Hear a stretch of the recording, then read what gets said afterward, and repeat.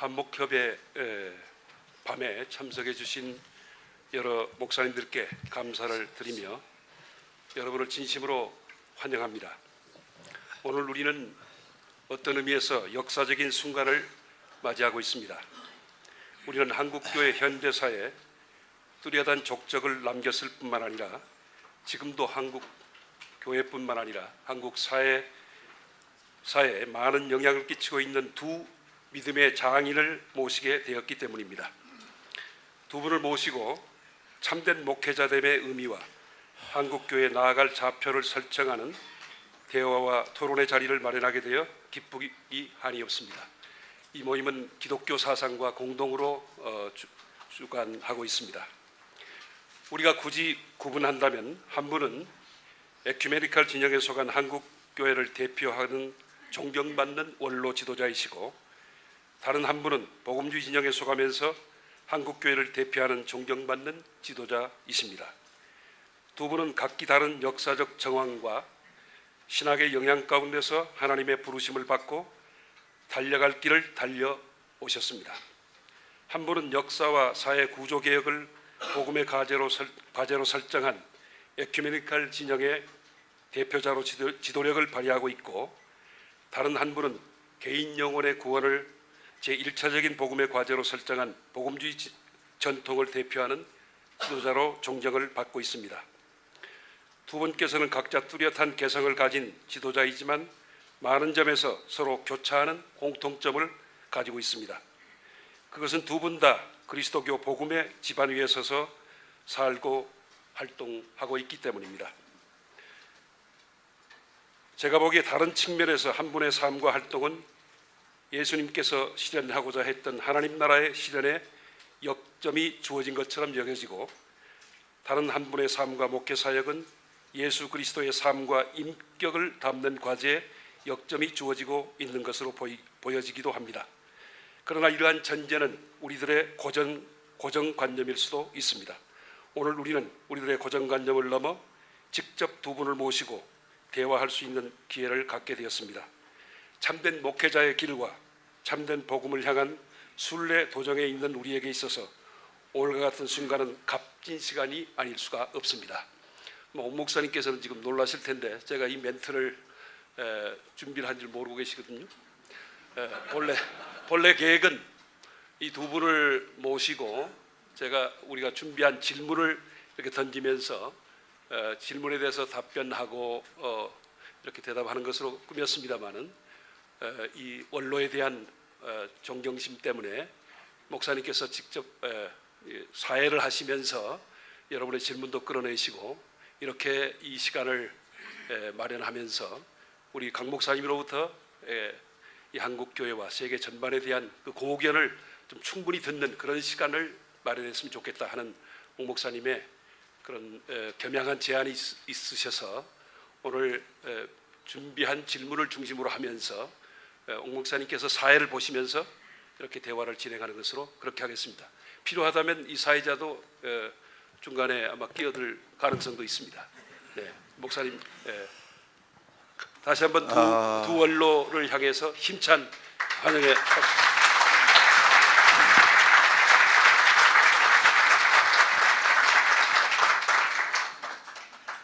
저를 참 난처하게 만드는데요. 원래 이 포맷은 뭐 어떻게 꾸며졌는지 제가 잘 모르는데 나중에 들으니까 조금 잘못됐어요. 그래서 이 대원로 되신 강 목사님을 모시고 우리가 대화를 듣는 시간에 옆에서 쓸데없는 사람이 붙어 앉아가지고 그 시간을 빼면 안 되죠. 그래서 오늘은 우리 강 목사님을 중심으로 해서 참 한국 교회를 지금 내다보면서 본인이 갖는 여러 가지 생각과 통찰력과 예견이 있을 것입니다. 이런 점을 우리가 충분히 듣는 귀한 시간으로 만드는 것이 참 우리 모두를 위해서 유익하겠다 제가 생각을 하고요. 그래서 제가 질의를 드리고 대답을 듣도록 하는 진행을 맡으려고 자원을 했습니다. 그러니까 방금 김원배 목사님이 멘토한 것은 여러분 다 잊어버리시고 그것은 조금 제가 볼 때 좀 빗나갔어요. 그러니까 강 목사님 오늘 우리가 말씀을 듣게 돼서 진심으로 감사드립니다. 이렇게 고령이신데도 건강한 모습으로 우리 앞에 나타나셔서 우리 후배들을 격려하시고 또 한국 교회를 염려해 주시는 데 대해서 깊은 존경을 표합니다. 목사님 우리가 보낸 그 질문지에 너무 구애받지 마시기를 바랍니다. 저도 좀 즉흥적으로 질문을 하고 싶은 건 하게 될 거고요. 우리 또 상임 회장님들 중에서도 질문하시고 싶은 분은 중간에 질문을 하실 수 있습니다. 그런데 강 목사님에게 좀 제가 조금 외람되지만은 한 가지 부탁을 드리고 싶은 것은 질문이 많아요, 목사님. 그래서 대답하는 시간을 너무 많이 할애해 버리시면 질문 2개 가지고 시간 다 끝나거든요. 그러니까 목사님이 좀 하실 말씀이 많다고 전제하시고 조금씩 좀 절제를 해주시면 우리가 좀 다양하게 질문을 좀 드릴 수 있지 않을까 이런 생각을 합니다. 여러분이 아시다시피 지난 40년 동안 한국교회에 지대한 영향을 끼친 대선배 목사님이십니다. 그리고 뭐 어차피 한경직 목사님이 가시고 나서는 한국 개신교를 대표하다시피 하시면서 대사회적으로 대정부적으로 역할을 해주신 목사님이십니다. 이런 의미에서 오늘 우리에게 많은 도전을 주실 줄 믿습니다. 목사님 감사합니다. 목사님 우선 먼저 좀 드리고 싶은 질문이 있는데요. 연세가 지금 80대 중반을 넘어서는 고령인데요. 한국교회 현주소를 보시면서 뭐 생각이 참 많으실 것 같아요. 그 가운데서 특별히 이 시간 좀 하고 싶은 말씀이 한국교회 현실을 놓고 좀 비판을 하셔도 좋고 뭐 격려를 하셔도 좋고 좀 한마디 해주시면 좋겠는데. 우선 감사합니다. 이렇게 저 같은 사람을 이런 자리에 불러주신 여러분에게 감사드립니다만 제가 지금 일어나서 갈 생각이 더 많습니다. 왜 그러냐면 제가 여기 와달라고 하는 교섭을 받을 때는 이 문서도 받고 옥하는 목사하고 대담한다고 해서 제가 옥하는 목사하고 대담한다는 말이 아니면 제가 안 왔습니다. 참 후배라면 어폐가 있을지 모르지만은 정말 우리 다음의 세대를 이끌어오는 목사님 가운데서 제가 옥하는 목사를 자주 만나지 못하지만 해오시는 일과 모든 걸 알고 있습니다. 그래서 솔직하게 대단히 제가 좋아하고 있습니다. 그래서 이분하고 이야기를 하면 가도 좋겠다. 그래서 제 비서가 와 있습니다만 사실 제가 옥하는 목사하고 이야기하라고 하니까 왔지 무슨 내 이야기로 와서 할 바엔 제가 안 옵니다. 그러니까 그 점을 이제라도 마음을 바꾸고 그러고 진짜 우리 둘이 대담을 안 하겠다면 나 가겠습니다. 그것은 고쳐주시고 한 가지 이제 김원배 목사가 그 소개를 하면서 뭐 WCC에게 또 한 번은 뭐 사회구원 뭐 어쩌고 하는데 김원배 목사가 저를 안 것은 제가 이 교회 은퇴를 한 지가 금년에 18년 차입니다. 그런데 18년 전 이야기를 저 사람 하고 있는 거예요. 그러니까 저는 18년 전에 교회를 은퇴하기까지는 저는 아니 교단은 기독교 장로였습니다. 그리고 또한 대외적으로서는 세계교회협의회 WCC의 실행위원이었습니다.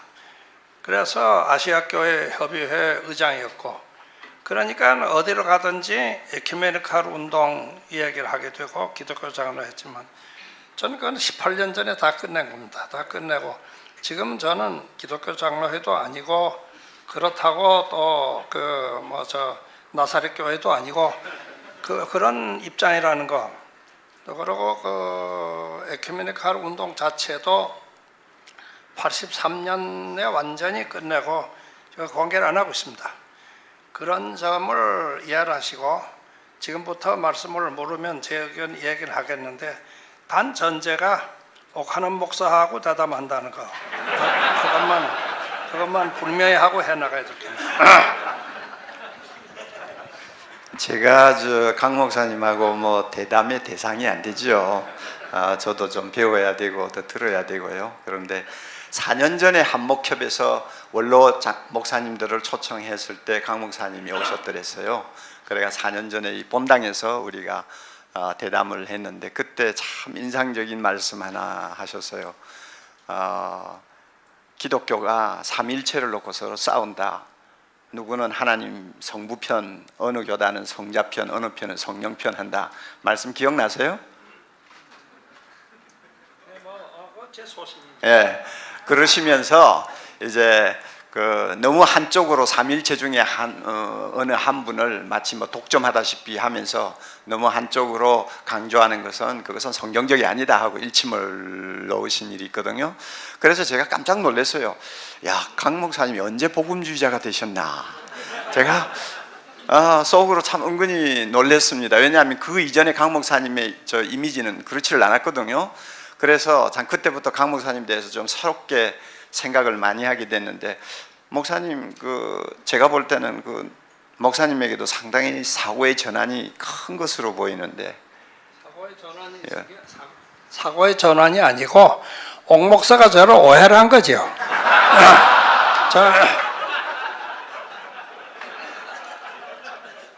본래가 그렇습니다. 그렇다고. 목사님 감사합니다.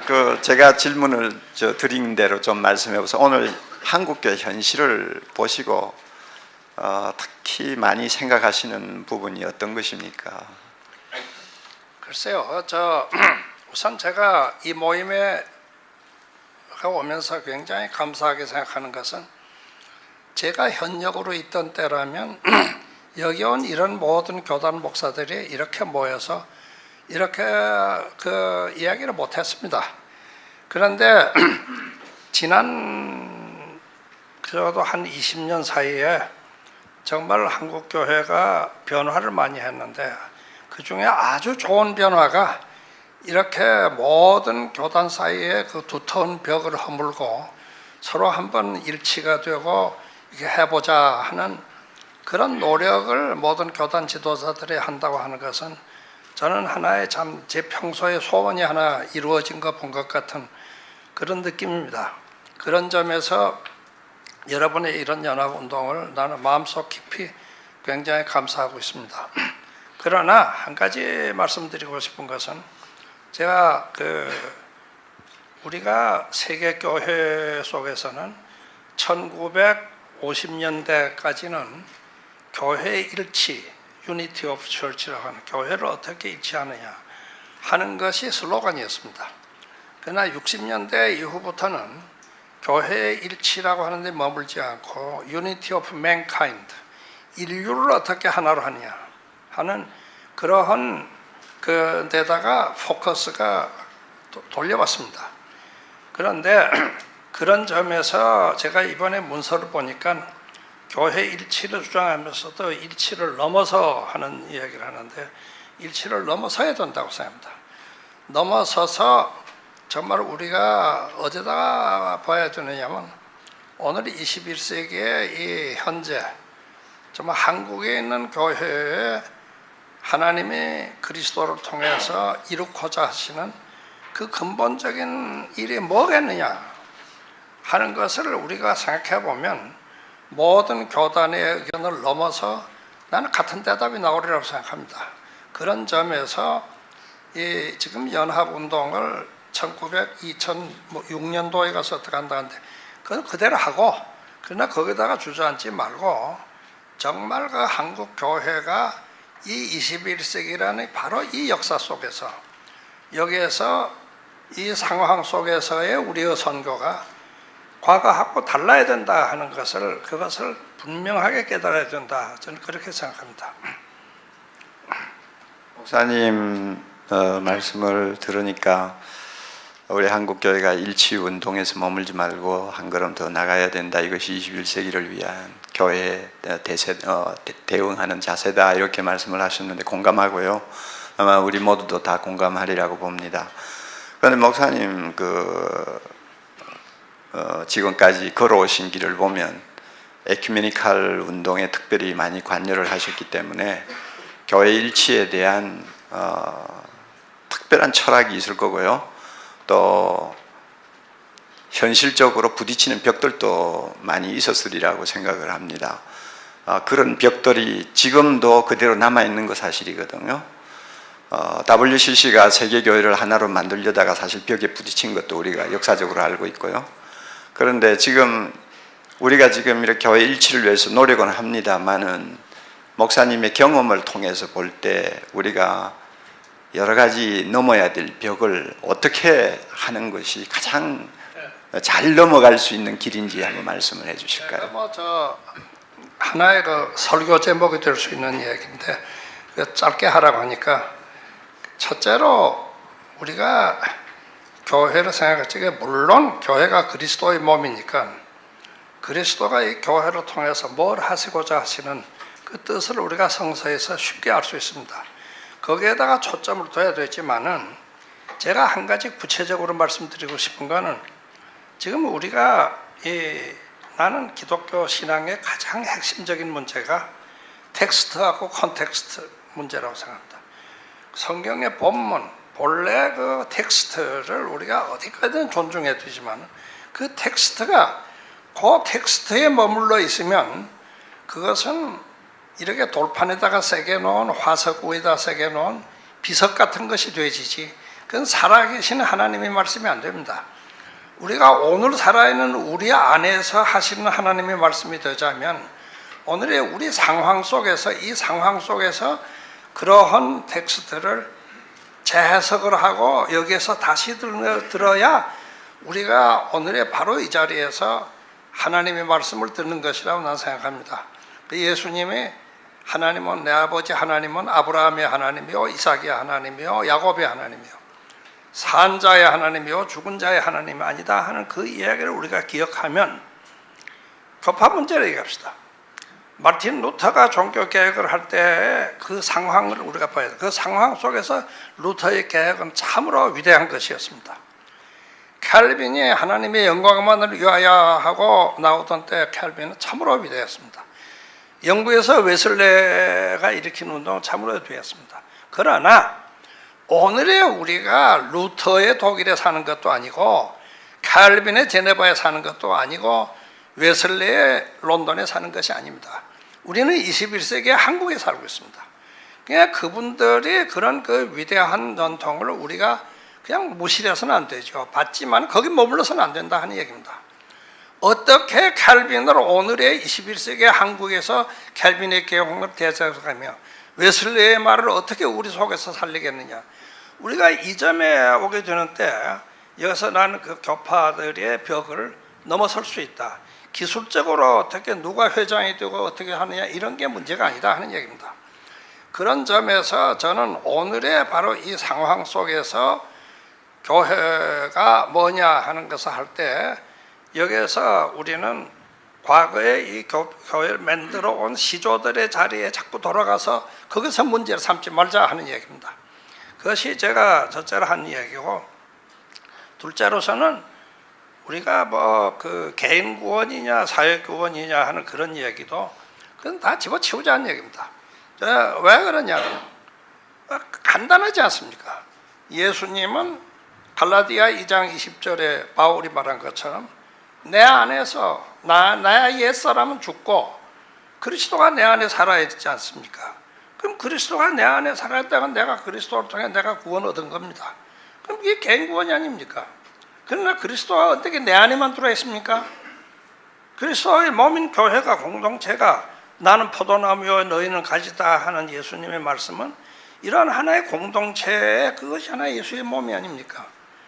그러나 거기서 한 걸음 더 나가서 예수님이 하시는 말씀 가운데 그 수많은 얘기 마태복음 25장 31절 이하에 내려오는 굶주린 사람, 헐벗은 사람, 병든 사람 그 사람이 곧 나다.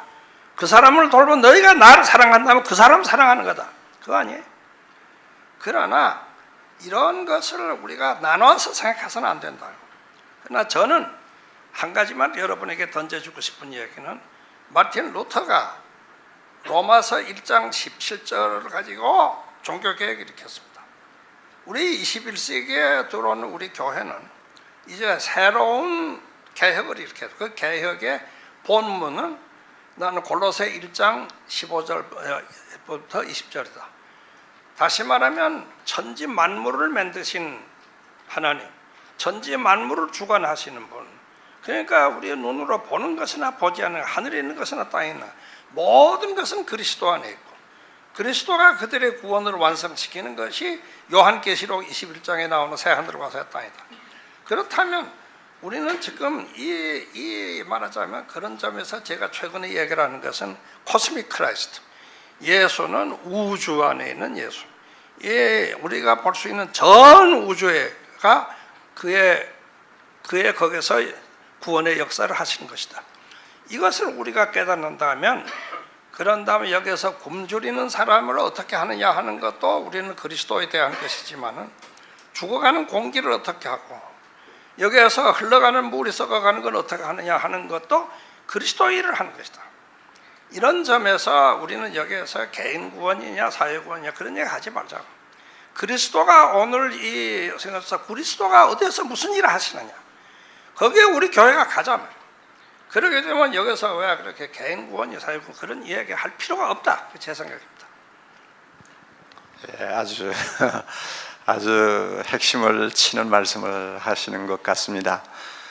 사실 지금까지 우리 보수 진영 계열에서는 성경의 진리에 대해서는 굉장히 우리가 강도 높게 주장을 많이 하고 개인 구원에 대해서 많은 주장을 하고 또 사역을 했지만, 사회 전반에 하나님의 나라가 임하게 하는 일에는 참 어쩌면 역부족이 많았죠. 또 역할을 사실 제대로 못했습니다. 이런 부분에서 목사님께서 좀 지적을 하시는 것 같아요. 그러니까 목사님 말씀드리는 거 하시는 거 제가 거의 전적으로 공감합니다. 개인 구원이 개인 구원에서 머물면 안 된다. 저도 공감하고요. 또 사회 구원을 요구하는 사람이 사회 구원 안에서만 갇혀도 안 되고요. 예. 오직 그리스도를 중심으로 해서 그리스도가 전 생활 영역에서 참 하나님이 되도록 하자. 여기에 포커스 맞추면 한국교회 일치가 가능하다는 말씀이죠. 목사님, 지금 제가 잘못 다시 말씀드리면, 예수님이 나를 구원하고 내 안에 온 다음에 이것이 그 다음에 이웃으로 가고 그 다음에 사회로 가고 그 다음에 나라로 가고 그런 식으로 생각하지 말자 그겁니다. 예수님께서 하나님의 사랑을 얘기할 적에 태양빛에다 태양과 비를 가지고 얘기했습니다. 하나님은 선한 사람 악한 사람 구별 없이 다 똑같이 햇빛을 내려주고 비를 내려준다. 이 전 우주의 주로서의 그리스도로 생각하자. 우리가 믿는 예수는 말구에 태어나기 이전에는 천지 만물을 창조한, 태초에 천지 만물을 창조한 로고스, 말씀, 하나님과 함께 계신 분입니다. 말구에 태어나서 십자가에 죽을 때까지 이 세상에 와서 세상 구원하시는 분입니다. 지금 그리스도는 바로 하나님의 우편에서 전 우주의 주로서 앉아 계시는데, 그분이 나를 통해서 이렇게 사회로 가는 게 아니라 바로 그분이 비춰주는 빛이 내 안에 들어와서는 내 구원이 되고, 또한 우리 교회 안에 들어와서는 교회의 머리가 되고, 이 세상 속에서는 세상의 주님이 되고, 이 우주 속에서는 우주를 구원한 주님이다. 이렇게 보자 그겁니다.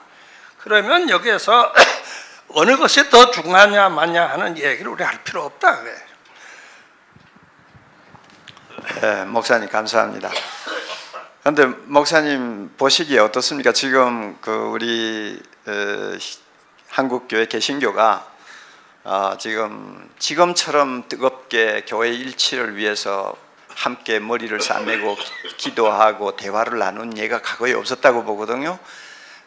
교회 협의회, 한기총 교단장 협의회, 그다음에 우리 한목협, 이렇게 해서 참 지난 2, 3년 동안 교회 일치를 위해서 참 뜨거운 참 열정을 가지고 같이 실험해 왔는데 목사님 보시기에 어떠세요? 이게 좋은 방향으로 나갈 수 있을 것 같습니까? 아니면 목사님 경험으로 봐서 이러다가 말 것이다 하는 생각이 드십니까? 어떠세요? 아닙니다. 대단히 좋은 방향이고요. 반드시 성공되기를 바랍니다. 그런데 다만 제 이야기는 여기에서 이렇게 장로교 가운데도 합동측, 여기에 다른 점이 뭐고 그걸 어떻게 우리가 서로 상호 충돌이 없이 나가겠느냐 이런 차원으로 아마 생각하면 신앙 논쟁만 하다가 세상에 다 끝날 겁니다. 그러지 말자 겁니다. 그러지 말고 내가 기독교 장로회라고 하는 거 우리가 한 가지 알아야 되는 것은 우리가 어느 교단이고 어느 개인이고 완전한 사람, 완전한 교회는 없거든요. 가톨릭하고 다른 거 아닙니까? 우리는 완전한 교회를 생각하지 않습니다. 흠없는 교회라고 생각할 수 없습니다. 그럼 우리 사람들이 모인데 여기에 하나님이 하시는 역사는 그것은 참으로 완전하고 이거지만 거기에 참여하는 우리들은 항상 허물많은 존재들입니다. 그러면 여기에서 우리가 무엇을 생각해야 되느냐 하면은 자꾸 이렇게 나는 감리교니까 존 웨슬레로서부터 이걸 생각하고 이런 식으로 하지 말자 그럽니다. 그것은 다 그 시대의 지도자들이었으니까 그것을 존경하고 지금 바로 2004년 지금 6월 바로 이 20일 오늘 그리스도와 우리와의 관계를 보자. 이렇게 되는데 우리는 이 교파의 차이라고 하는 거 그건 참 아무것도 아니라고 하는 걸 생각하게 되고 그리고 그것을 우리가 어떻게 신앙 고백을 하고 나가서 하느냐 하는 것은 같은 기독교 장로회라 다릅니다. 우리 기독교 장로회 목사여서 나하고 많이 다릅니다. 다른 건데 다른 것은 다른 것대로 우리가 다 불완전한 사람 다른 것대로 하되 다만 이렇게 그 아래로부터 이런 그 지역적인 문제를 가지고 세월 보내지 말라. 제 얘기는 그겁니다. 그런 점에서 지금 세상에 되어가는 것을 보면 우리가 이걸 갖다가 하나하나 절차를 밟아가지고 어떻게 올라가서 어떻게 한 5년 10년 한 그것은 너무 시간이 아깝습니다. 그러니까 에야 오늘의 한국의 교회가 2004년 오늘 이제 정말 우리가 뭘 해야 되느냐 말이야. 함께 해야 될 일은 뭐냐 그것을 우리가 생각하게 되면은 여기서 우리는 대답이 아주 쉽게 나올 수 있다고 봅니다. 그렇잖아요. 남북 간의 전쟁이 안 나 이런다. 환경에 의해서 전부 세상에 맞다. 이런 몇 가지가 벌써 다 나오고 있잖아요. 그런 일을 말이야. 거기다가 뭐 때문에 요한 웨슬리를 끌어넣고 칼빈을 끌어넣고 루터를 끌어넣느냐 말이야. 바로 우리가 하나님의 말씀을 받아서 바로 그 문제를 우리가 달려들어야 되지 않느냐. 제 생각은 그런 생각입니다. 예, 지금 이제 교회 일치에 대한 목사님의 고변을 우리가 좀 들었습니다. 여러 가지 많은 깨달음을 우리에게 주고 계시는데 우리 상임 회장님이나 또 공동 회장님 중에서 이 교회 일치 운동에 관해서 좀 목사님에게 좀 질문하고 싶은 분 계시면 한 분만 허용하겠습니다. 누구든지.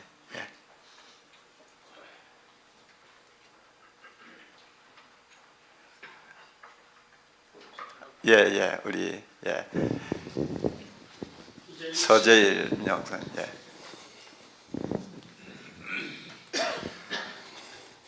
이제 그런 말씀하셔도 엄연히 한국 교회가 이제 보수 진보로 갈라지는데 목사님이 이제 그 소위 진보 진영이라면 지금까지 겪은 보수 또 현재 보수를 어떻게 보시는지 보수 교단에서 목사님에 대해서 또 진보에 대해서 말씀하시는 그런 것에 대해 좀 해석 듣고 싶거든요. 평소에 이제 예를 들어서 이제 흔히 보수 교단이 신본주의라 그러고 또 진보 진영을 인본주의라고 하는데 정말 무엇이 신본이고 무엇이 인본인지 그런 얘기를 좀 하심으로써 일치에 좀 근접하지 않는가 그런 생각. 저는 보수고 진보고 하는 그 말 자체를 시인합니다. 그런 것이 현실이라 시인합니다만 제 머릿속에는 그런 것이 아무런 문제가 되질 않습니다. 이것은 교회 문제뿐이 아니라 사회도 마찬가지입니다. 지금 우리나라에 정치만 하더라도 지금 보수와 진보로 갈라져 가지고 자꾸 싸우고 오는 것 같은데, 제가 볼 때는 열린 우리나라라는 것도 그게 소위 내가 볼 때는 아무리 봐야 그건 개혁파에 속한 사람이고, 또 한편 보면 그 보수파인데, 먼저 국회의원들께 물어보니까니 당신 보수라고 생각하고 하고 물어봤는데, 난 보수라고 하는 사람이 한 명도 없어요. 내가 보는 데는 그 맨 보수들인데 말이에요. 그러니까 거기서 첫째로 왜 보수라는 말을 그렇게 싫어하느냐. 진짜 이 사회나 교회나 이 보수가 없이는, 있는 것을 잘 지키고 나가는 것이 없으면 발전이 없습니다. 여러분이 정치를 보더라도 영국이라는 나라가 저러면서도 왜 저렇게 수명이겠냐. 거기는 보수당하고 노동당하고 두 정당이 딱 있습니다. 이 보수당은 이름 내놓고 내가 우리는 보수당이라 이럽니다. 보수가 없이 어떡합니까? 또 개혁이 없이 보수가 어떻게 되어집니까? 그러니까 이 보수와 진보 혹은 개혁이라고 하는 것은 교회나 사회나 분명히 두 가지가 다 있어야 되는 겁니다. 다만 그 두 가지가 다 있는데 서로 존중하고 서로 협조를 해야 되는데, 자기만 옳다고 하고 상대방이 틀렸다고 하는데, 그거는 보수가 개혁을 행해서 저놈들은 영 틀렸다 하는데, 그 보수가 잘못인 게 아니라 스스로가 하나님을 만들어 버리니까. 우리가 기독교인이라면 가장 근본적인 것은 나는 불완전한 존재라는 거 아닙니까? 우리가 불교나 다른 종교하고 근본적으로 다른 점이 뭡니까? 하나님 앞에서는 의로운 자가 하나도 없다. 우리는 하나님의 용서와 사랑이 없이는 나 자신 안에는 완전한 것이 없다. 허물투성이다. 그걸 시인하는 게 기독교 아닙니까? 그러면 우리가 여기에서 나 자신은 나는 이것을 옳기 때문에 나는 보수에 속하지만은, 그러나 내 안에도 허물이 많이 있을 것이다. 내 안에도 허물이 많이 있을 것이다. 저 진보 저들 하는 꼴을 보면 참 보기 싫고 참 마음에 안 맞는데, 그래도 저 안에도 저게 하나님의 역사가 있을 것이다.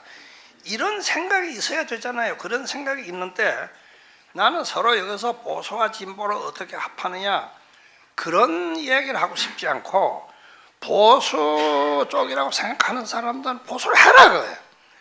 단 조건이 있다. 나만 옳다는 생각하지 말아. 상대방은 틀렸고 우리만 옳다 하는 그것이 죄다. 그러니까 서로 상대방의 다른 점을 존중하고 스스로를 겸손하게 내 잘못을 찾고 하고 나가는 한, 우리는 이런 것이 다 어울러서 같이 나가야 되지, 어느 한쪽만 가지고 되지 않는다. 그것이 제 생각입니다. 이거는 교회뿐이 아니라 정치도 마찬가지입니다. 예, 하세요. 마이크 대고 이제 기장의 목사님이 질문했으니까 고신의 목사가 질문을 한번 해야 이게 형평성이 있지 않을까 그런 생각이 들었습니다. 다른 거 아니고요. 목사님께서 과거를 좀 잊어버리고 오늘 우리에게, 오늘 주님을 우리가 만나고 오늘 이 현장에 말씀하시는 주의 음성을 듣자. 굉장히 저는 고무적이고 그렇게 해야 된다고 생각합니다. 근데 이제 우리의 문제는 이 과거와 끊을 수가 없고 미래를 가기 위해서는 어떤 역사적 교훈에서 뭔가 좀 미래를 위한 지혜를 얻어야 된다는 그런 생각들 때문에 한국교회가 일치를 위해서 나아가려면 이 과거에 대한 정리가 한 번은 있어야 될 거 아니냐 하는 그런 이야기가 있고, 오늘 앞 시간에 토론하면서도 하여간 회개하고 이 죄 고백을 하고 이런 과정이 좀 있어야 된다는 그런 이야기를 많이 했거든요. 그래서 누구의 방식을 따른다는 것보다는 과거를 정리를 좀 제대로 하는 그 위에서 오늘 역사하신 하나님을 만나는 이런 일이 가능하지 않겠는가, 그런 생각이 있는데요. 목사님 생각 어떤지 한번 말씀해 주시면 좋겠습니다. 제가 고신 출신입니다. 저는 지금 이제 그 질문에 대해서도 제 대답은 확실합니다. 우리가 과거의 잘못을 정리를 하지 못하는 한 미래가 새롭게 나갈 길이 전혀 없습니다. 저는 우리나라의 역사에 대해서도 가장 잘못되었던 게 뭐냐, 8.15 해방 이후에 우리나라가 친일파 친일 이거 한 사람들은 다 죽이고 감옥에 보내, 그거 아닙니다. 그러나 그 일제 시대에 저질렀던 역사를 정리를 해야 됩니다. 그 정리를 하고 새로 나가야지. 그 사람들을 그대로서 오늘까지 지금 저 58년이 되는데 오늘까지 그 정리가 하나도 안 되고 있습니다. 이래가지고는 안 되는 거예요. 나는 이런 점에서 제 가장 가까운 친구인 독일의 대통령으로 10년을 한 리하드 폰 바이제카라고 하는 사람이 그 독일 패전 40주년 때 세계를 행해한 연설, 나는 그것을 내 책에다가도 썼습니다만, 우리는 과거를 들추고 얘기하는 건 매우 아픈 일이다. 마음이 아프다. 그러나 이걸 정리를 안 하면 이 아픔이 그대로 속에 남아서 현재와 미래를 계속해 나간다. 그러니까 아프더라도 정리를 하고 나가야 된다. 그런 점에서 저는 반드시 정리를 해둔다. 정리를 하되 단 전제가 있다. 여기에서 정말 가령 독일의 경우만 하더라도 독일의 경우로 나는 대단히 잘했다고 생각합니다. 히틀러 정부 이후에 야스파스라는 철학자가 히틀러 아래서 살아남은 사람들은 한 사람도 탓할 수 없이 다 히틀러와의 공모자들이다 하는 얘기를 했습니다. 그러니까 우리는 다 죄인이다 그러고 마는 게 아니라, 그러나 이 역사를 바로잡기 위해서는 그 잘못된 사람들은 지도 진영에서 뒤로 물러가야 된다. 그래서 다 물러갔습니다. 그러니까 독일이 오늘까지 저기 되어 나가는 겁니다. 나는 우리 교회도 마찬가지라고 생각합니다. 우리는 옳았고 너는 글렀는데, 자꾸 나는 옳았고 너는 글렀는데 여기서 우리 다시 시비를 걸어보자 하는 그런 식은 하지 말아라. 그러나 우리가 서로가 반성하는 거. 그것은 참 우리가 이러이러한 이 하방 이후에 이 엄청난 역사 속에서 교회가 할 수 있는 일을 제대로 못했는데 왜 이렇게 됐느냐. 우리가 여기에서 우리들이 서로가 잘못했기 때문이다. 그것을 우리가 정리를 하자. 그런 겸손한 태도로 나는 그런 정리가 돼야 된다고 생각합니다. 그러나 이것이 미래의 전진을 가로막는 일이 되어서는 안 되겠다. 그게 제 생각입니다. 예, 김 목사님.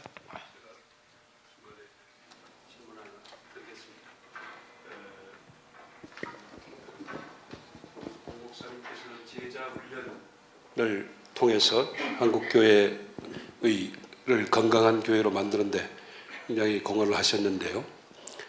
저희 21세기 목회협의회가 창립될 때 오셔가지고 그 에큐메니칼 진영에 대한 좋은 충고를 하셨습니다.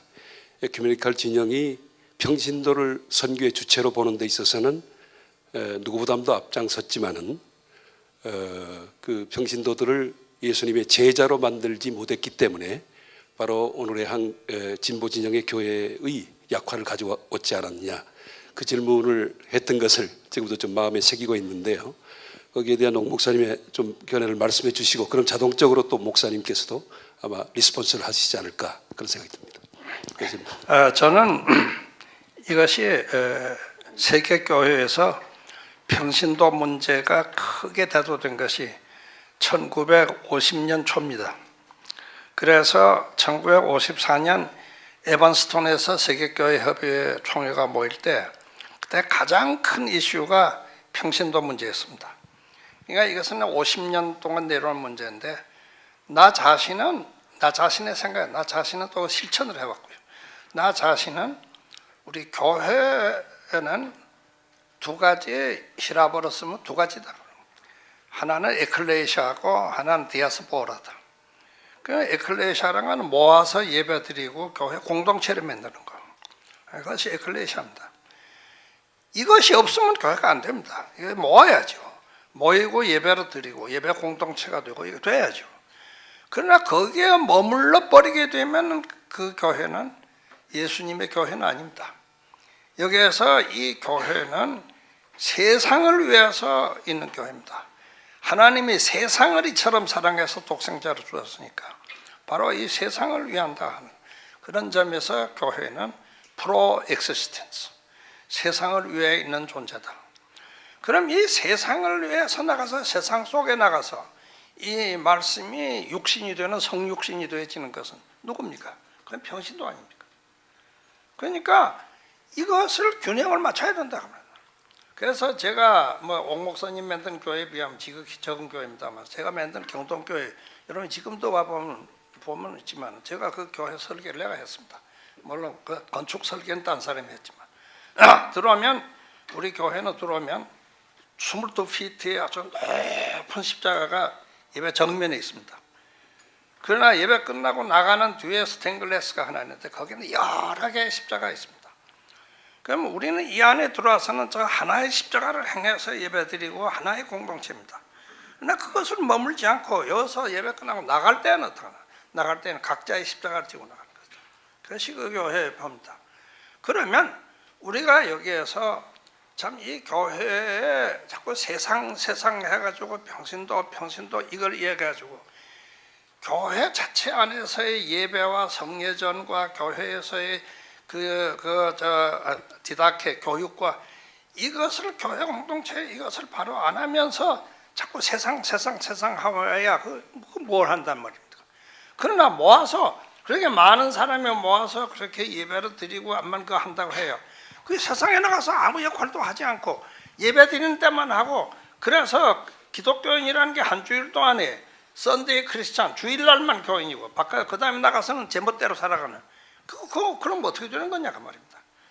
그러니까 여기서 저는 이 두 가지를 균형을 맞춰야 된다. 그러니까 이 신도들은 세상에 나가서 일주일 동안에 교회가 왜 문 닫고 안 할까죠? 그렇지 않습니다. 일주일 동안에 교회는 세상 속에 나가 있는 것입니다. 그래서 신도들하고 함께 나가 있는 것입니다. 그리고 주일날은 이 신도들이 앞자리에 모아오는 것입니다. 이것이 되지 않으면 아무것도 아니다 그 말입니다. 그런 점에서 저는 이 신도의 훈련하려고 하는 것도 이 신도의 훈련도 교회에서 어떻게 참 예배에 잘 출석을 하고 헌금을 잘 내느냐 하는 것만이 돼서는 안 된다. 이 세상 속에 나가서 진짜로 오늘의 세상 속에 나가서 기독교 신도이기 때문에 나가서 해야 될 일이 뭐고 어떻게 살아야 되느냐 그것이 되져야 된다. 그래야 살아있는 교회가 된다. 저는 그렇게 생각합니다. 예, 목사님 감사합니다. 지금 이제 평신도 이야기가 나왔으니까 한번 더 짚고 넘어가고 싶은데요.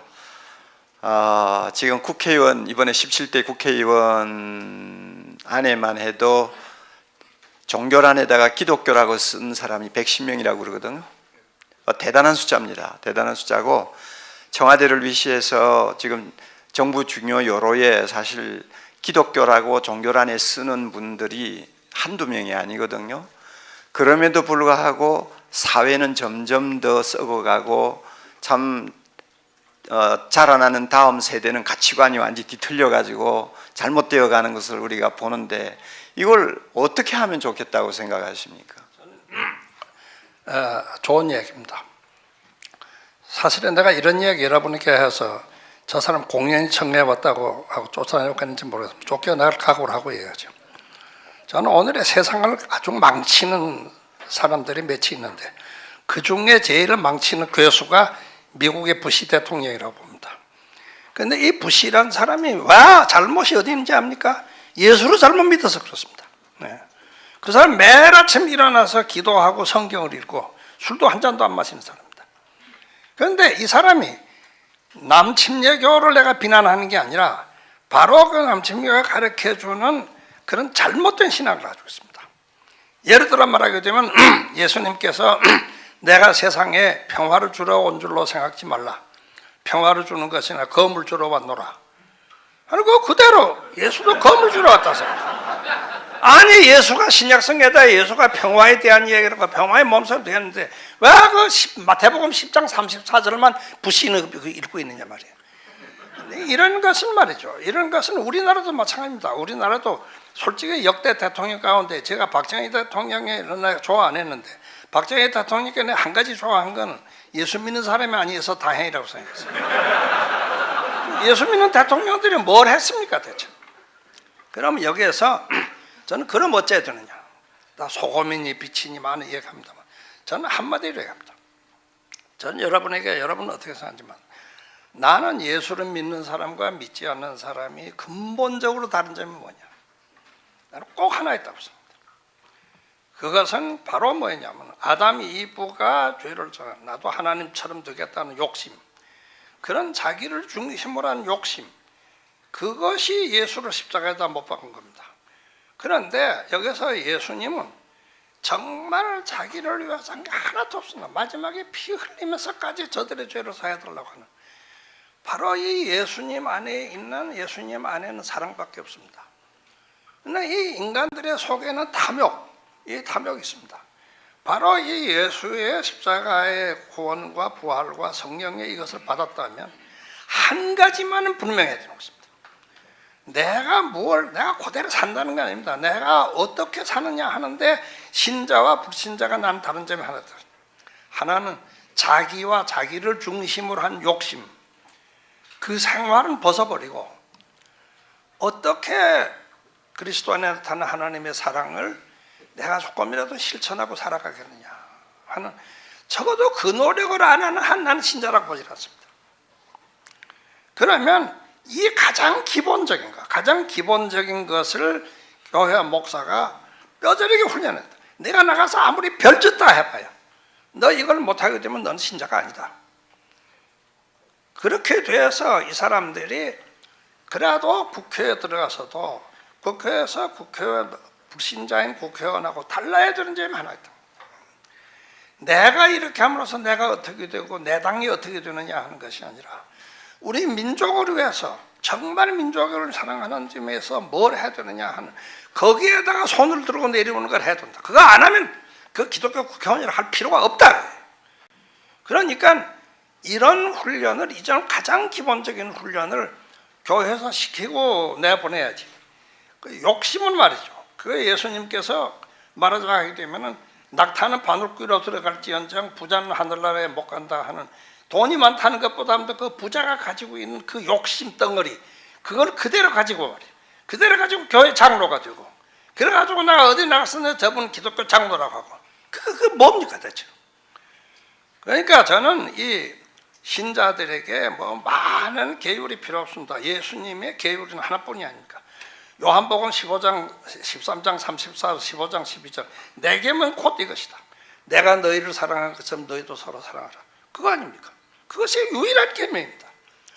그것만은, 이것을 내가 그래도 이거를 위해 노력을 하지 못하면 난 신자가 아니라고 생각해야 돼. 나는 그런 가장 기초적인 훈련을 신도들에게다가 시켜서 내보내고, 나가서 딴짓을 하면 그 신도라고 보지 말자 그거예요. 뭐 국회의원이 말이야 130 몇 명이 기독교인이라고 해서, 우리 내 친한 사람이 회장이 되었다고 내가 저번 만나 그랬어요. 그 정말 거기에 예수 믿는 사람이, 난 그 10분지 1만 돼도 난 대한민국이 달라진다고 생각해. 다른 사람이 가져야 될 욕심은 다 가지고 말이야. 그저 가지는 거니까 다 하면서 말이야. 무슨 교회 집 사고 장로라고 하면 되는 겁니까? 그러니까 나는 이런 점에서 지금 얼마나 숫자가 얼마나 되느냐가 문제가 아니라, 정말 나는 크리스찬이라게, 진짜 크리스찬이 뭐였냐 이런 거 논하지 말자 말이야. 정말 기본적으로 나는 적어도 내 욕심을 중심으로, 나를 중심으로 이것만 가지고 살던 삶에서 십자가에 죽은 예수를 내 주님으로 모신 때부터 난 그건 버리고, 정말 내가 어떻게 해야 사람들에게 사랑을 베풀겠느냐 하는, 그것이 내 생각이다 하는 그 생각만은 만들어줘야 신자다. 내가 그 얘기입니다. 목사님, 여기 전부 목회자들이 와서 앉아 있는데요. 목사님 하신 말씀 그대로 당연한 말씀인데, 실제 평신도들이 사회에 나가서 그렇게 못 사는 걸 어떻게 합니까? 저는 그렇게 나가서 못 사는 것을 목사가 하면서 강제로 어떻게 할 수 없습니다. 우리 옛날에 가톨릭에서처럼 파문을 하고 그렇게 할 수 없어요. 가톨릭에서는 갈릴레오가 지동설을 주장했다고 파문해서 지옥 갔을 거 아닙니까? 그런데 재작년에 교황이 폴란드에 가서 갈릴레오로 사면한다. 그러면 500년 동안 지옥에 있던 것이 교황이 그 말 하니까 지옥에서 천당 올라가는 겁니까?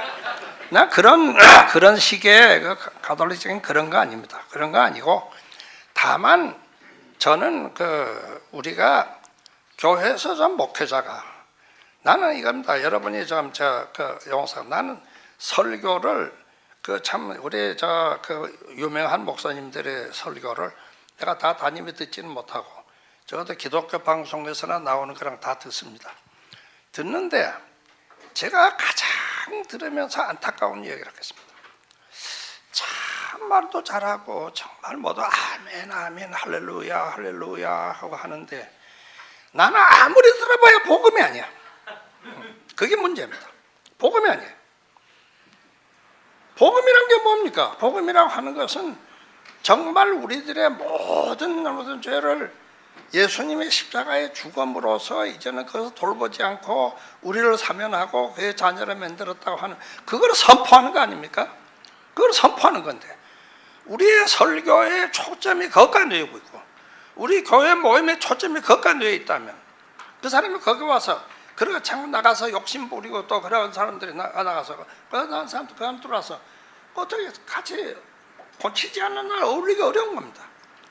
그러나 문제는 어디 있냐면 그 사람들 나가서 어떻게 안 한다는 게 문제가 아니라 뭐 때문에 그런 사람들을 고치기도 전에 말이야 뭐 집사를 배설처럼 주고 또 심지어 장로까지 주느냐 그 말이에요. 그러니까 그 좀 기본적으로 그렇지 않게 만들어 나가요. 그러니까 뭐 목회자 잘못이라는 이야기입니다. 사실 우리가 뼈 아프게 들어야 될 참 충고고 또 뼈 아픈 말씀이라고 생각을 합니다. 그런데 목사님 저는 뭐 좀 나이가 젊어서 그런지 한국교회 현실이 상당히 어둡거든요. 뭐 교회가 정체되었다 하는 어떤 그런 수치를 가지고 뭐 제가 이야기하는 거 아니고요.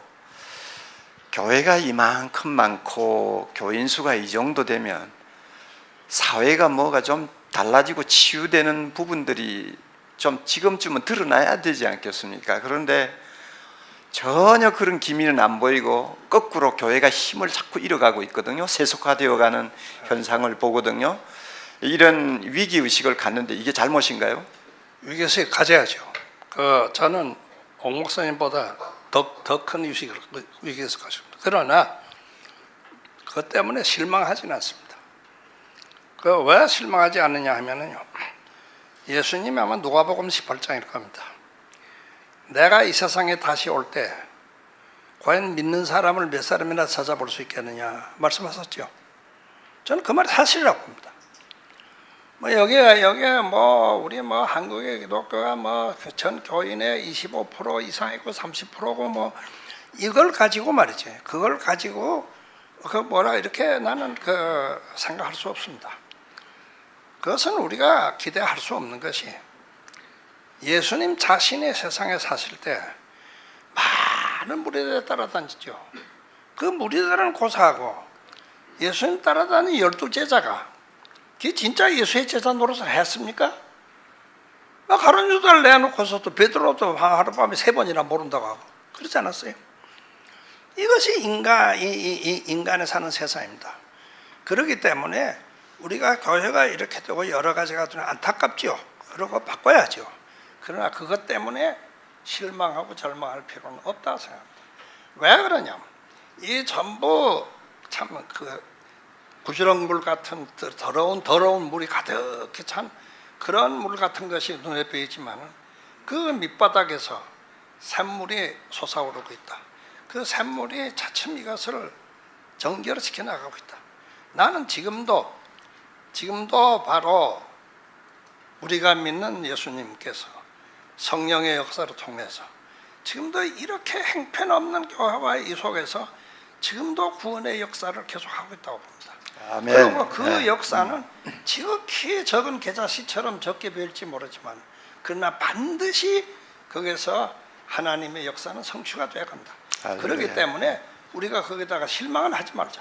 정말 그 하나님의 그러한 무한한 은총을 우리가 믿고 거기서 계속해서 용기를 내고 그리고 예수님이 가령 보십시오. 부활하고 베드로를 디베라 바닷가에 찾아갑니다. 부활하신 후에. 그래서 네 이놈아 너 죽어도 날 따르고 하겠다고 하던 이놈 자식이 너 왜 모른다고 했느냐. 너 여긴 또 왜 왔느냐. 하나도 모르는 거 없죠. 이제부터는 그런 짓을 안 하고 믿겠느냐. 한마디도 한 거 없잖아요. 내가 나를 정말 사랑하느냐. 이 모든 것들보다 사랑합니다. 그럼 내가 내 양들을 먹여라. 다른 이야기 안 합니다. 너 다시는 그런 짓을 하지 마라. 그런 말도 안 하고 내가 정말 나를 사랑하느냐. 그럼 됐다. 사랑했으면 내 사랑을 내 양들을 먹이는 자가 해라. 이게 예수님 말씀이 아니에요. 저는 바로 이 예수를 우리가 믿어야 된다. 여기에서 우리가 신도의 이미지라고 하는 것도 그 사람이 어떤 사람이 나가 뭘 했느냐는 이게 아니고 정말 예수님 앞에 왔을 때에는 여기에서 내가 나를 사랑하느냐, 사랑한다면 나가서 양들을 먹여라 하는 이거 하나만은 분명히 깨달아야 예수가 누구인 것을 아는 것이다. 그래서 이것을 나는 목사님 여러분들이 많은 이야기를 해야 평신도들을 그렇게 너무 머리가 좋은 사람들만 보지 마세요. 또 머리가 좋은 사람들을 하나님은 특별히 택해 쓰는 거 아닙니다. 머리가 나빠도 좋으니까. 예수님이 그 모세의 율법이 그 많은 율법을 그걸 다 빼버리고 하나만 얘기하자. 너가 서로 사랑해라. 요것뿐이다. 그러니까 아주 간단하게 말이죠. 여기서 정말 믿고 산다는 게 구원 얻었다는 게 뭐라는 거. 그것은 목사님들 할 수 있잖아요. 아니 1년 동안에 50번 남은 설교를 하면서 그거 하나도 못하면 어떡합니까? 그러니까 그 신도들이 할 거 없죠. 그 아무리 능력이 없으니 50번 남은 설교를 하는데 그거 하나도 못하게 알아듣지 못하게. 그러니까 설교를 잘하세요.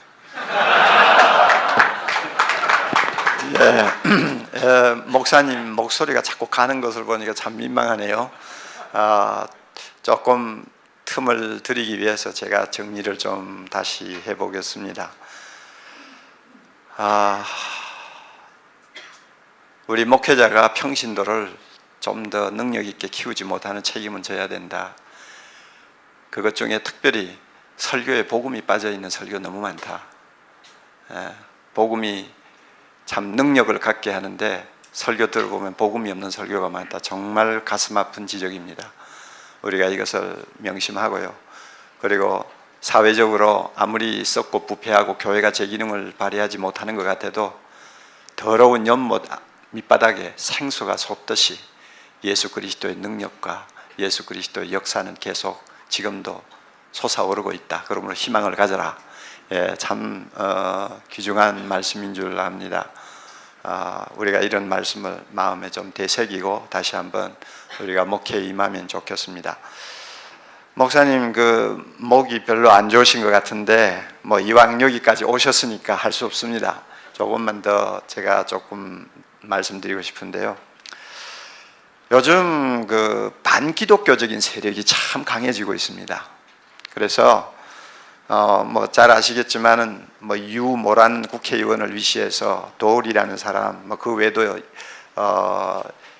엔타이 크리스티애니티 뭡니까 인터넷 들어가면은 뭐 교회에 대해서 목사에 대해서 온갖 욕을 다 퍼부으면서 자기들끼리 이 반항적인 세력이 결집을 하고 있는데요. 이런 지금 상황에서 교회가 어떤 태도를 취하는 것이 좋겠다고 생각을 하십니까? 저는 뭐 거기에 대해서 그렇게 심각하게 생각하지 않습니다. 왜 그러냐면 우리 2000년 동안의 기독교 역사 가운데서 오늘처럼 박해를 안 받아본 때가 별로 없습니다. 그렇지 않습니다. 참 우선 여러분이 성경에서 예수님이 들은 별명만 몇 가지가 되는가 조사를 해보세요. 그리고 그 신도들이 세계라고 하는 게 전부 박해와 오해와 이것을 쭉 받아온 그런 역사입니다. 그러나 그런 속에서 우리가 십자가를 통해서 이 세상을 구원한 하나님의 역사는 그 속에서 자라나오는 것입니다. 그래서 저는 그렇게 하는 사람들이 지금 있고 그래도 앞으로 더 많아질 겁니다. 앞으로 좀 많아지리라고 생각합니다. 그러나 그런 것보다도 제가 정말 이런 말을 이어서 해서 좋겠는지 여러분이 다른 데다가 너무 써먹지 마세요. 내가 참 최근에 가장 충격을 받은 것은 내가 이번에 이렇게 된 것은 예수님처럼 부활을 했다. 그 이야기하니까 그 파티에 가서 건배를 하는 가톨릭 신부가 그러니까 저는 우리 주님으로 모시겠습니다. 이게 세상에 이게 뭡니까 이게? 이게 나는 이런 게 걱정이다 합니다.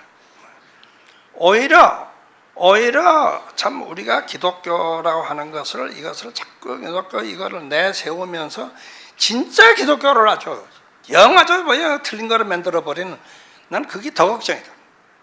이런 것이 나는 오히려 걱정이고 지금 목사님이 말씀하시는 것은 나도 당하는 사람 가운데 하나니까 마음이 아프죠. 아프지만은 저는 그러한 때에 그저 생각한 것은 나도 이것도 뭐 무슨 밖에서만 당한 게 아니라 제가 뭐 목사를 하면서 얼마나 당했습니까? 말할 수 없이 많이 당한 사람인데 난 그럴 때마다 두 가지입니다. 하나는 그 상대방이 그렇게 할 만한 뭐가 내게 잘못된 게 있지 않나 하는 걸 하나 살피는 거하고, 그다음에 두 번째는 참 지금까지 쭉 2000년 동안 참 믿음의 선배들이 다 당하고 다 겪은 일인데 그 뭐 내가 오히려 그러한 반열에 끼이는 게 뭐 그렇게 할 게 있나? 나 그저 그렇게 생각하고 넘어가서 우리를 비난하고 욕하는 사람들보다도 자꾸 이제 그리스도를 하나님을 써먹으면서 좋지 못하게 쓰는 사람들, 그건 좀 목사님들이 잘 좀 고칠 수 있으리라고 생각합니다. 저 욕하는 거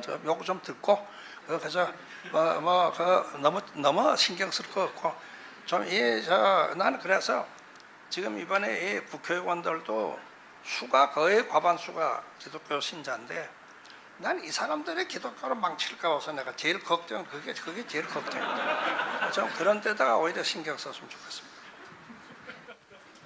예, 우리가 좀 핍박을 더 받아야 된다고 하는 말씀입니다. 그러니까 예, 그래야 교회가 썩지 않죠. 예, 참 진리입니다. 진리고 예, 오히려 믿는다는 것을 가지고 자기를 위해서 이용하는 사람들이 더 핍박자보다 무섭다. 예, 이것은 우리가 정말 귀담아 들어야 될 중요한 교훈입니다. 여러분 가운데서 좀 질문을 하고 싶으니 우리 송 목사님. 예.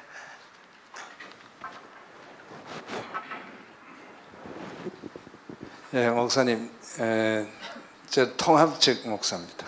네, 아까 고신도 하고 기장도 했으니까 통합적도 또 한번 말씀드리겠습니다. 목사님께서 평생 이 통일 문제, 남북 문제에 깊은 관심을 가지셨고, 또 우리 뭐 정부 쪽의 통일 자문도 오래 하셨는데, 이 통일 문제에 대한 말씀을 좀 주시면서 우리 교회가 어떻게 역할을 해야 되겠는가, 이 문제를 좀 말씀해 주시면 고맙겠습니다. 그 질문이 안 나왔으면 내가 참 돌아가면 섭섭했겠는데 그거 해줘서 고맙습니다. 제가 지금은 사실에 제가 하는 일이 이 남북 간의 평화 문제를 위해서 있는 힘을 다하고 있습니다. 간단하게 요약하면요, 우리가 첫째로 한반도에서 전쟁이 나면 안 됩니다. 전쟁이 나면 가장 확실한 것은 승자와 패자가 없습니다. 결국에 전쟁이 나면 남쪽도 북쪽도 다 망하고 그 한국이라는 역사에서 오랫동안 사라질 겁니다. 그리고 말할 수 없이 많은 사람이 죽을 겁니다. 이걸 우리가 알아야 됩니다. 그런 점에서 절대로 전쟁이 나게 해서는 안 된다는 것입니다. 또 두 번째로 그것과 따라서 우리가 지금 남쪽이나 북쪽이나 다 이렇게 경제적으로 여러 어려우면서 지금 국방비에다가 얼마나 많은 돈을 쓰고 있습니다. 이 부분 다 굶어 죽어가면서 저 무기만 만들고 있잖아요. 핵무기까지. 이 군비를 축소를 시켜야 됩니다. 그리고 우선 이북에 있는 그 동포들이 있습니다만 지금 애들이 우리 남쪽 애들보다 키가 10cm 이상이 작고 머리가 이게 다 빠지고 있습니다. 그리고 병이 나도 고칠 수 있는 약이 없습니다. 이런 사람들은 이거 살게 만들어줘야 되지 않습니까? 이러한 일부터 우리가 하면서 저는 그 대신에 제가 남북의 평화 문제를 가지고 얘기하지만 통일을 해야 된다 하는 이야기는 쉽게 안 합니다. 통일은 쉽게 해서는 안 됩니다. 왜 그러냐면 여러분이 만일에 말이죠, 지금 이것을 탁 터놓고 통일을 내라 한다, 못 견딥니다. 우리가 감당 못합니다. 그리고 도저히 그것을 해결할 길이 없습니다. 그렇기 때문에 남과 북 사이에서 이제 교류가 생기고 서로 돕고 이런 가운데서 이 굳어지고 얼어붙은 이것이 차츰 녹여 들어가고 화합되어 가서 그래서 서로 함께 살 수 있는 날이 언제일지 모르지만 그거 앞당겨 들어가 애쓰지도 말고 같은 동포니까 뭐 어쩌면 그런 감상적인 얘기 그만두자. 어쨌든 첫째는 평화를 실현해. 전쟁이 나면 절대로 안 된다. 따라서 무기를 이상 더 중무기만 싣고 나가서는 안 된다. 그리고 굶어 죽는 사람을 없애야 된다. 그리고 서로 교류가 돼야 된다. 이런 것을 행해서 나가는데 나는 여기에서 교회가 어쨌든 우리 교회가 철저히 이 일에 책임지고 해야 된다 생각합니다. 제가 굉장히 고맙게 생각하는 것은 제가 이 남북 문제를 가지고 해오는 동안에 소위 말하는 그 보수파에서 많이 당했습니다. 저는 공산당 제가 내가 공산당 어쩌려고 한다 저럴 수 있느냐 많이 했습니다. 그러나 제가 1995년에 이북 사람들이 굶어 죽게 되는 때에 그때 이 사람들을 먹을 거 보내는 운동을 시작했습니다. 그 후에 여기 서경석 목사랑 자기들이 할 테니까 해라 그래 해서 우리 민족 서로 돕기를 하는 거예요. 이때 보니까 여기 우선 저 합동측 목사님들이 합동측 목사님들이 제일 열심히 해요. 합동측하고 다른 데 아주 열심히 나와서 하니까 그러니까 이거 참으로 놀랍게 달라진 겁니다. 그래서 나는 지금 우리나라의 교회가 그 이북의 체제는 반대를 해주죠. 그 우리가 거기에 대해서 우리 동포니까 이런 감사적인 생각해서는 안 됩니다. 이북의 그러한 하나의 인권을 완전히 무시해버리고 사람을 꼭슴생처럼 다루는 저것을 반대하되 그거 앞서서 전쟁은 안 내야 된다. 전쟁 날 가능성을 없애야 된다. 그리고 굶어 죽고 저는 재작년에 이 내복을 보내는 운동을 했습니다. 겨울에 난방이 안 되고 있습니다. 난방이 안 되고 있는데 그 추운 겨울에 내복이라도 한 벌씩 보내자 하는 것을 제가 나서서 운동을 해서 여기서 겨우 700만 벌을 보낸 일이 있습니다. 이런 것을 우리가 하자. 그것이 나는 오늘의 바로 예수님이 마태복음 25장 31절이에요. 내가 죽으렸을 때 내가 먹을 것을 주었고 헐었을 때 입을 것을 주었고 병들었을 때 놓았고 그것이 바로 내게 행한 것이다 하는 그 예수님의 말씀을 정말 이북 동포들을 보면서 우리가 한번 가져보자. 그것이 제 생각입니다. 예, 남북 관계에 대해서 또 좀 한번 여쭈고 싶으신 분, 예, 한 말씀 해보세요.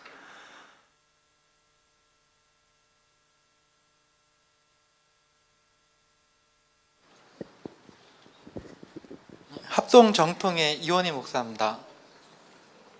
그 사회 활동을 하는 데 있어서 다른 종교하고의 그 관계를 어떻게 가져야 되는지, 그 활동을 하실 때 그 다른 종교하고 어떤 관계를 유지하면서 활동을 하셨는지 이게 좀 궁금합니다.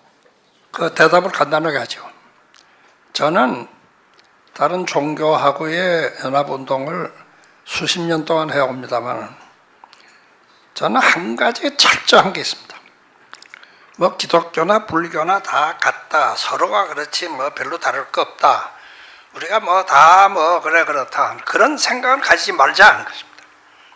어디까지든지 우리는 그리스도교는 그리스도교입니다. 그리스도교가 불교와 같지 않습니다. 같다고 만들어 봐야 안 됩니다. 불교에는 원죄 사상이 없습니다. 우리는 원죄가 없이는 예수 그리스도 십자가의 죽음이라는 걸 이해할 수 없습니다. 그러니까 이걸 얼버무리지 말자. 그러나 오늘의 난 기독교가 철저히 기독교 운동, 철저히 기독교인데 남북 문제를 얘기합니다. 남북 문제 이북에 있는 이 사람들이 굶주리고 하는 이 사람들 전쟁을 막는 것을 우리는 기독교니까 철저히 해야 되겠다. 불교가 진짜 불교도라면 그걸 해야 됩니다. 그 부처님의 자비라고 하는 거 얘기하자면 그거 안 하고 안 됩니다. 그럼 불교는 불교가 해라. 유교는 유교의 살신 성인을 해라. 그러면 우리는 여기에서 죽어가는 사람을 고치는 장소에서 만나게 됩니다. 그건 불교도로서 일하는 게고 기독교로서 하는 게지 우리 무슨 도루 비빔밥처럼 섞어가지고 하는 게 아닙니다. 이런 점에서 이 사람들을 살리고 하는 사람 살리는 그 현장에서 우리는 서로가 힘을 합하자 하는 겁니다. 그렇기 때문에 지금 우리가 21세기에 이 지구가 아주 끝나버릴 세계가 되지 않습니까? 그건 특히 두 가지 아닙니까? 하나는 전쟁이 이 대량 살상 무기를 가지고 전쟁을 하는데 이 지금 지구에 가지고 있는 대량 살상 무기만 가지고 생물 전체를 20번을 죽일 수 있는 무기를 가지고 있습니다. 이게 지금 현실입니다. 우리가 이 환경 오염이라고 하는 거, 이 환경 오염이라고 하는 거, 이거 오늘 신문에도 나왔습니다만, 이거 어제 불과 몇십 년 안에 이 지구의 생물이 다 없어질, 그리고 모든 나라들 대부분이 바닷물 속에 들어가 버리고 그렇게 되어버릴, 지금 눈앞에 숫자로 나오고 있습니다. 이걸 우리 막아야 됩니다. 그런 점에서 저는 요사에 내 이웃 사랑하기를 내 몸같이 하라. 그 이웃이 누구냐? 이웃이 여리고로 가던 길가에 불안당 맞는 그 사람입니다. 그러나 그 사람만이 아닙니다. 지금 우리가 이제 말한 북한에 있는 사람, 이라크에서 죽어가는 사람 다 우리가 도와야 될 이웃입니다. 그러나 그것만이 아닙니다. 우리는 이 죽어가는 공기, 죽어가는 물, 죽어가는 대지를 살리는 것, 그 이웃 사람입니다. 내가 지금 살아있습니다. 여러분, 나는 나이 더 먹었지만 살아있고 여러분 살아있습니다. 살아있다는 게 뭡니까? 여기서 햇빛이 나를 지금 빛이 안 주면 난 죽습니다. 5분 안에 죽습니다. 공기가 내 안에 안 들어오면 공기 안 마시면 나 죽습니다. 이 물을 못 마시면 죽습니다. 흙에서 나온 곡지가 안 먹으면 죽습니다. 내 생명이란 게 뭡니까? 햇빛이요, 공기요, 물이요. 그래서 난 그게 내 생명입니다. 그럼 이걸 죽인다는 건 날 죽이는 겁니다. 그렇지 않아요? 그럼 우리가 이것을 죽게 내버려 두는 것은 우리의 모든 생명을 죽이는 것이 됩니다. 그러니까 이걸 고쳐야 돼요. 우리가 이러한 그 철도처럼, 우리나라가 서구라파가 산업화가 돼가지고 300년 동안에 망쳐놓은 환경오염을 우리는 20년 동안에 그보다 더 망쳐놓았습니다. 지금도 계속해서 그러고 있습니다. 이것을 우리가 정말로 생명을 사랑하고 이웃을 사랑한다면 이걸 하지 못하게 우리가 싸워야 됩니다.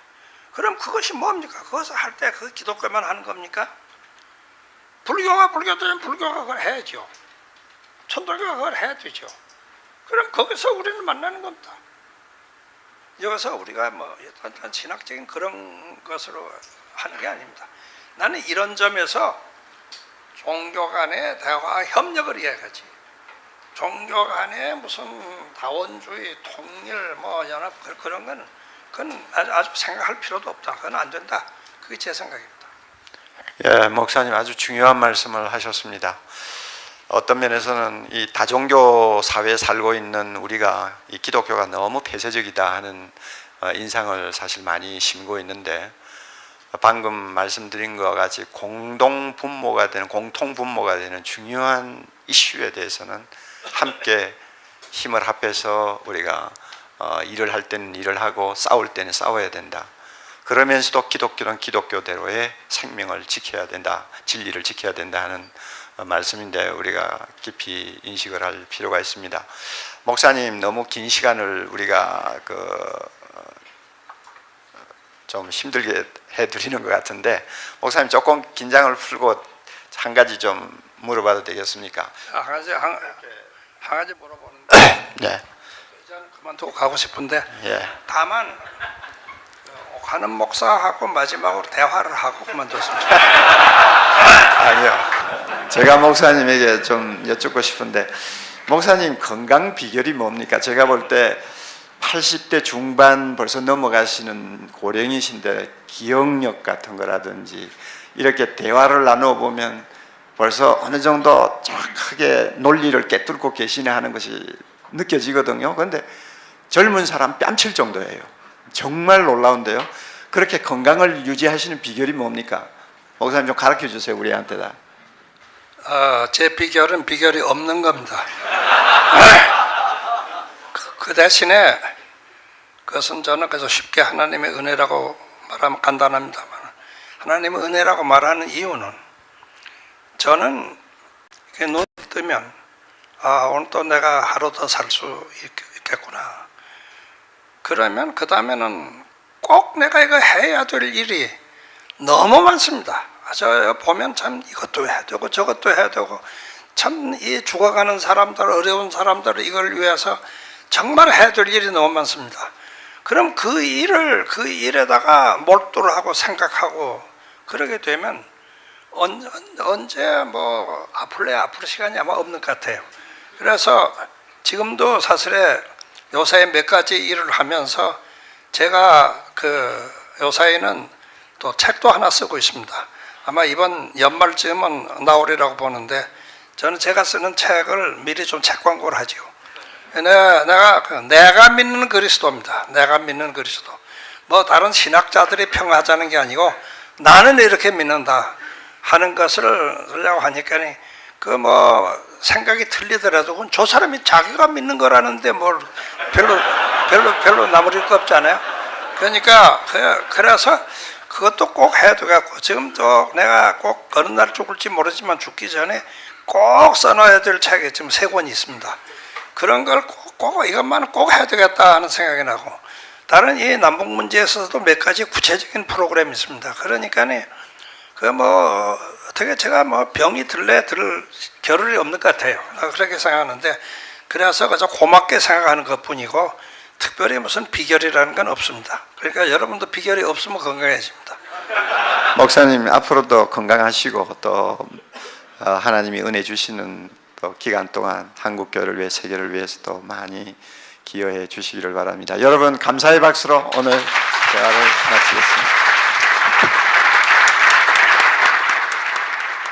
지금은 우리 모두와 창조된 만물을 위하여 십자가에서 죽으시고 부활하신 우리 주 예수 그리스도의 은혜와 우리를 이처럼 사랑하시어 그 독생자까지 십자가에 내주신 하나님의 무한하신 사랑과 이 놀라운 사실을 깨닫고 그것을 깨닫고 참된 평화와 화해의 역사에 그분의 일에 참여하도록 도와주시는 성령님의 뜨거운 역사가 이 자리에 모인 하나님의 사랑하는 자녀들 위에 지금부터 영원토록 함께 하시기를 간절히 축원하옵나이다. 아멘.